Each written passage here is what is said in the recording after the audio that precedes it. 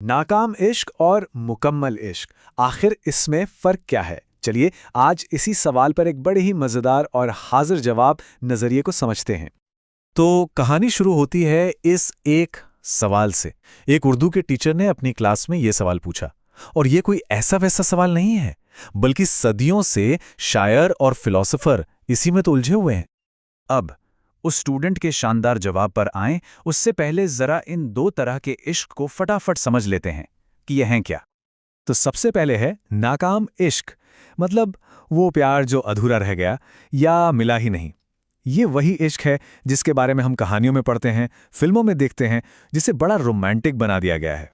और फिर इसका ठीक उल्टा, मुकम्मल इश्क, यानी वो प्यार जो पूरा हो गया, जिसे अपनी मंजिल मिल गई। तो अब आते हैं असली मुद्दे पर। स्टूडेंट का जवाब देखते हैं कि एक नाकाम आशिक की तस्वीर वो कैसे बनाते हैं। स्टूडेंट के हिसाब से जिसका इश्क नाकाम हो जाता है वो शायर बन जाता है। अपने सारे दर्द को, अपने गम को वो अल्फाज में ढालने लगता है।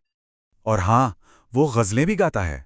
गज़लें जो दर्द और खूबसूरती दोनों को एक साथ बयां करती हैं। जरा सोचिए, एक उदास माहौल और धीमी आवाज में एक गज़ल। कहानी यहीं नहीं रुकती, वो सब कुछ छोड़कर पहाड़ों में घूमने निकल जाता है, अकेला, तन्हा, एकदम किसी फिल्म के हीरो की तरह। और इस पूरी फिल्मी तस्वीर को पूरा करने के लिए आखिर में आती है उम्दा शराब। लीजिए, तैयार हो गई एक रोमांटिक, टूटे दिल वाले आशिक की कहानी। लेकिन उस इंसान का क्या जिसका इश्क मुकम्मल हो गया? यहीं पर स्टूडेंट का जवाब एक ऐसा मजेदार मोड़ लेता है कि क्या कहने। अब उसकी जिंदगी में पहाड़ या शायरी नहीं है, नहीं, उसकी जिंदगी तो उलझ गई है घर की छोटी छोटी चिंताओं में। जैसे सब्जी वाले से मुफ्त धनिया कैसे मिले, घर आते आते रास्ते से ब्रेड लाना याद रहे, और सबसे जरूरी, दाल में नमक ज्यादा होने की शिकायतें सुनना। तो अब फर्क साफ दिख रहा है ना। इश्क के इन दो तजुर्बों में जमीन आसमान का फर्क है। एक तरफ फिल्मी रोमांस है, तो दूसरी तरफ रोजमर्रा की जिंदगी की असलियत।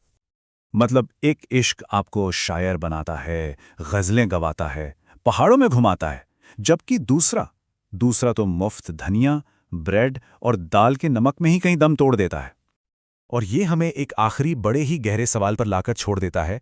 क्या पता असली चुनौती दिल का टूटना हो ही ना। शायद असली चैलेंज तो उस प्यार को रोज रोज की हकीकतों के बीच जिंदा रखना है, जो मुकम्मल हो चुका है।